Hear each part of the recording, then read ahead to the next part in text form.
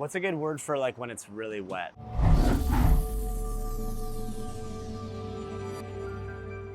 Today we're at Kondi Fitness. And we are doing every and all fitness class in Vancouver. Let's go get wet.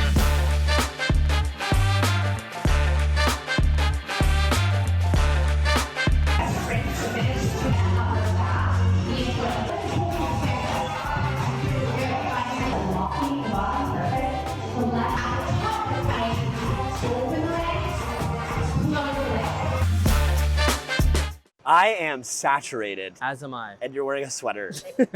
I'm blowing off steam, I'm soaking wet. We just finished the Kondi HIIT South Granville workout, and that was a doozy. The format of the actual class reminded me a lot of the Barry's class we did recently, where you'd go between treadmill and on the floor for multiple sets. This time around, it was actually 2 sets of each. So we started off on the treadmill for a 12-minute block, which was exacerbating. And then by the time we got onto the floor for our first set, I was dripping. Like I was actually dripping all over myself and the floor. Really challenging for sure. I would say in comparison to other classes where we've gone from treadmill to floor, this was the most challenging and rigorous because she really pushed us through the treadmill phase. It was a mix between speed on the right, where we were getting up to 10, 11, almost maxing out, to the incline going all the way up to 8 at one point. Really taxing for sure on the body. The TRX. It was split up. So the first TRX round was more upper body with some core. And the second round, the final round, was lower body and some core as well. The hardest one would be, what is that? The pike here. Lock your feet into the TRX on either side. High plank. And then we're going to pull our legs into a high plank. Good core control and back down. Push up.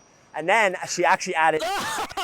So that was the easiest movement for me by far. So nice how it was split up. You knew what you were getting into. And the treadmill was, for lack of a better phrase, survival of the fittest. What I liked about this workout was fluctuation between incline and speed. There were a lot of moments for each treadmill exercise where the incline would bump up to an 8, which is on the high end. I think the scale was like from 1 to 10. And then we'd also run at a speed of 8 for maybe 15 or 20 second intervals at max speed. 8 or 11. I was at 8 and 8. She would voice to drop the speed but keep the incline at 8, or vice versa. We'd maintain our speed but then drop the incline back down. It was a good change of pace in this class because we were fluctuating between one or the other, as opposed to just, we're gonna go up in the incline and cool down. It was like, hold that incline, now drop your speed, or hold that speed, drop the incline. I found this class to be super welcoming in terms of the way that the instructor led the class, as well as just the overall environment and feel of the studio. So Lacey Kondi, the owner, was also our instructor, and she's had the studio for 12 plus years. So you really do get that family feel right when you walk in, as opposed to some other studios where it's just more of a big corporation and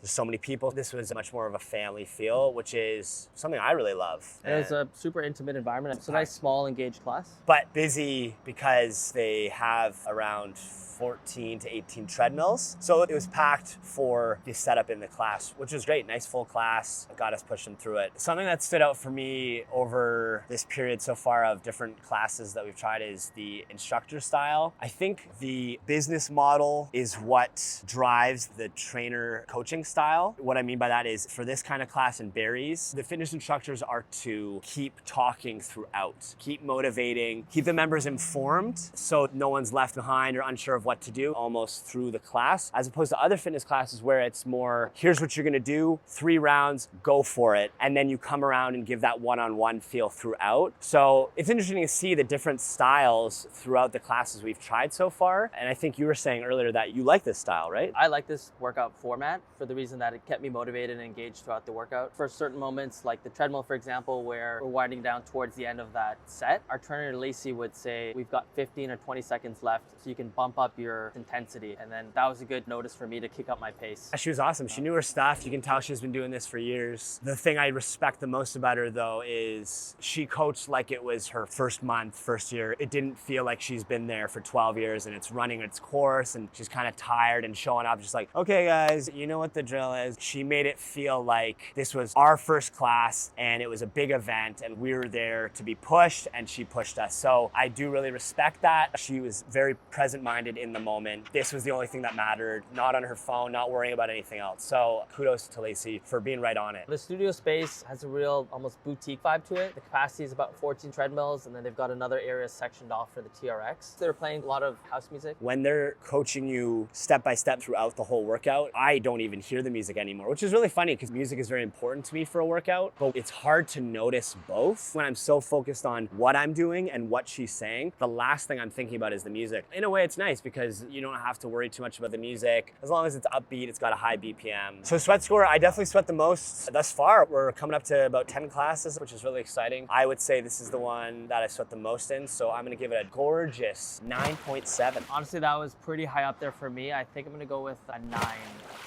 out of 10. Bye.